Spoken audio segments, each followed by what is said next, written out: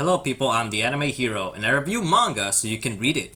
Today's video covers a horror manga, which I encountered the other day. After hearing upon the upcoming new animes for the fall, I saw a few titles that caught my interest, one being a horror series called Pupa. After quickly researching the series, Pupa deals with the lives of two siblings named Su and Yume. Right from page 1, we get this very dark and disturbing intro, with both children being abused by their father. As you flip through the pages, the series then takes place in their teens, where Su?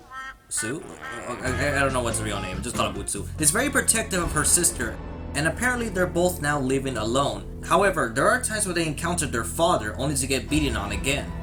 The horror kicks in when the siblings encounter this woman dressed in black and carrying a cat, who warns them to stay away from the red butterflies.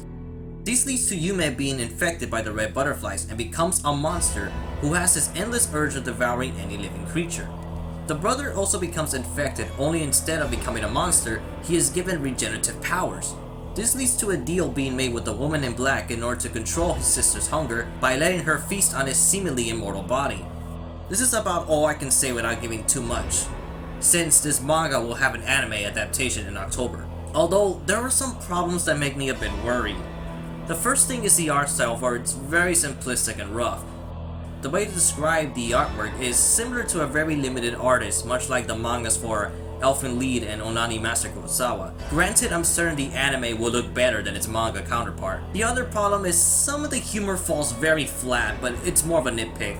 But the real complaint I have for Pupa is the manga is borderline incest. Yes, I know their childhoods clearly left them with trauma, but there are some scenes that take away from the horror. For example, in the scenes where she's eating her brother, even that sounds wrong, it almost resembles either rape or sex, especially with certain panels such as I wanna do something for you, Oni-chan said. I guess instead, what are we going to do on the bed? Oh no. so good, meat so good. The joy of having my meat eaten by my cute little, oh god, that even, it totally hurts, but who cares anymore? And this is exactly how a pervert thinks. Ah, finish? Yeah. Your face is all dirty. Every time it's I wanna ride on all day long. You know, this very rough style of sex, it's like something that the major would read. Oh, look at this! I just love it when she bites him, and bites his meat off. And oof, look at that! Look at, oh, that's beautiful. Yeah, that's beautiful, yeah. I love war, but I love violent love, eating man-eating sex war. Oh my gosh. What's getting hot here? Oh, she bit. Oh my word. She bit his dick off.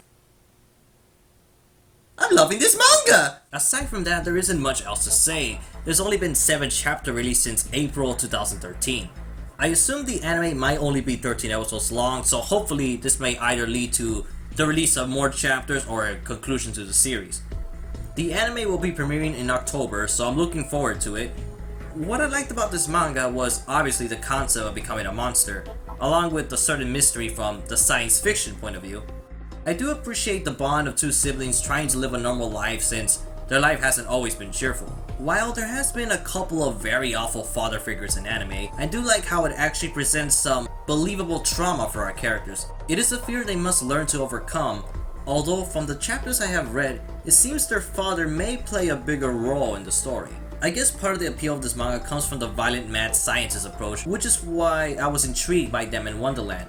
But like Dead Man Wonderland, I hope that the characters aren't too flat in terms of personality, and once again, the suggested incest may be the biggest flaw to the series. I'm the AnimeHERO and I review manga so you can read it.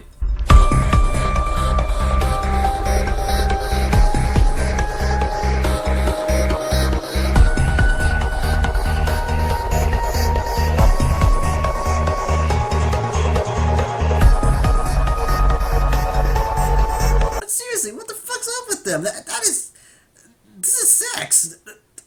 Oh god. Oh, this is worse than Harem End.